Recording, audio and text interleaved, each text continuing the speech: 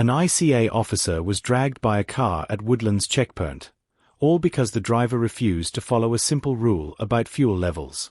Yes, a basic inspection turned into a dangerous moment that could have ended far worse.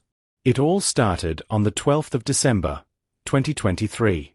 At the checkpoint, Officer Tan Yi Long stopped a Singapore-registered car after noticing its fuel tank was only 1/4 full. Under Singapore law, vehicles leaving for Malaysia must have at least 3/4 of a tank before crossing the border. But instead of cooperating, the 40-year-old driver, Steve Ling Wei Liang, allegedly refused to hand over his passport when asked. As the officer stood by the window, Ling suddenly accelerated.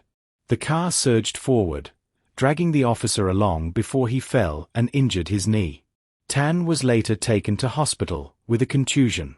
Ling is now on trial, charged with causing hurt to a public officer and committing a rash act that endangered human life.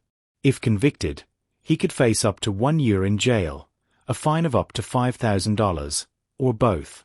This rule, the 3/4 fuel tank requirement, has long been in place to prevent drivers from topping up in Malaysia where petrol is cheaper. But this case raises new questions about checkpoint safety and public attitude towards enforcement officers. How should Singapore handle such situations? Should penalties be tougher to protect frontline officers? Or do the rules themselves need a rethink in today's travel climate? Whatever the answer, one thing is clear. What began as a routine fuel check turned into a serious warning about respect and responsibility at our borders.